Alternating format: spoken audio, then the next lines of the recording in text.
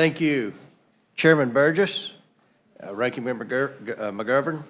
I urge the Rules Committee to grant a prompt rule for the House's consideration of House Joint Resolution 42, a resolution disapproving of the District of Columbia Council's Comprehensive Policing and Justice Reform Amendment Act of 2022. The men and women of the Metropolitan Police Department serve their community every day to help keep the district safe and secure. In doing so, they routinely place themselves in dangerous situations to protect others. And yet, progressive policies from the D.C. Council continue to hamstring district officers and needlessly place them in unsafe situations. The D.C. Council's Comprehensive Policing and Justice Reform Amendment Act of 2022 does just that. For example, it requires burdensome and time-consuming approval hurdles before officers may put on riot gear for their own protection. It creates new mechanisms for activists to harass officers and their families by obtaining personal information on the officers. It also creates additional liability for officers that are not found in other police departments.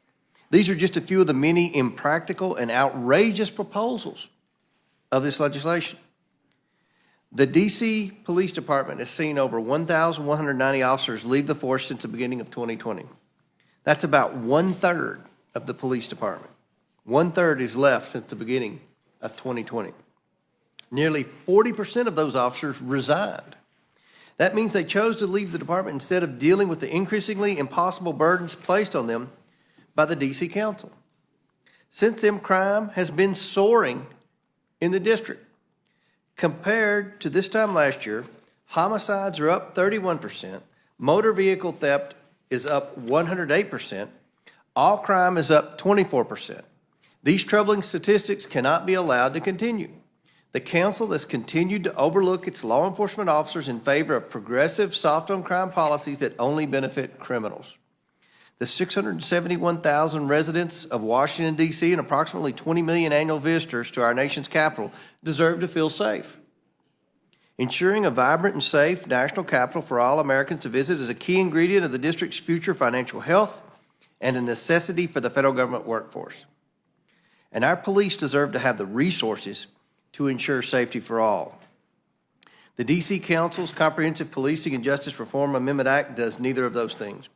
If the D.C. Council wants to continue down this path, they will have to answer to this Congress, and we are not alone.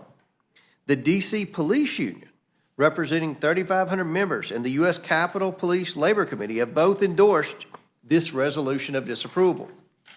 D.C.'s reckless reforms have also caught nationwide attention, with the National Fraternal Order of Police and the National Association of Police Organizations both asking Congress to block the D.C. reform package.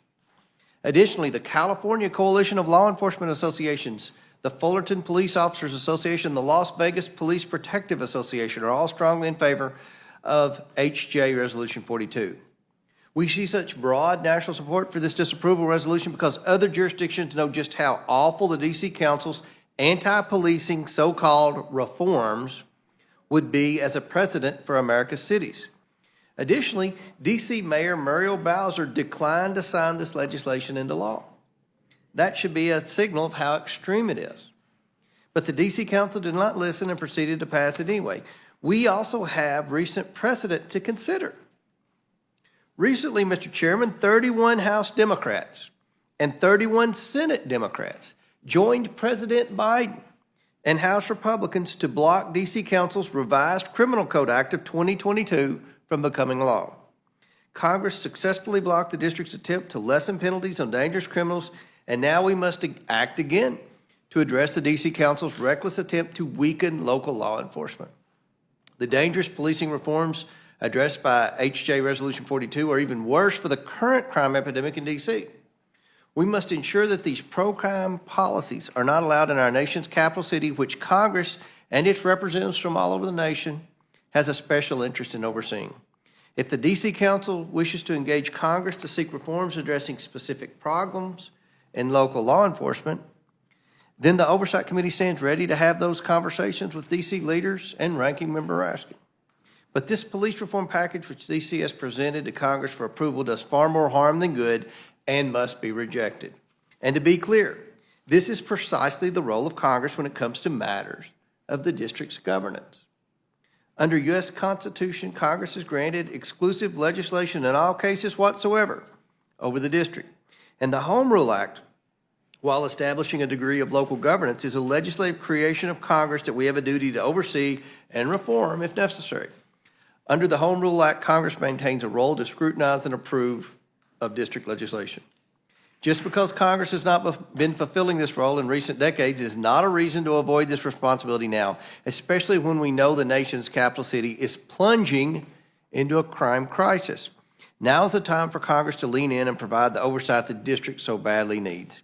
Again, Mr. Chairman, I ask the Rules Committee to grant a prompt rule for the House's consideration of this resolution, and I welcome the committee's questions. I yield back.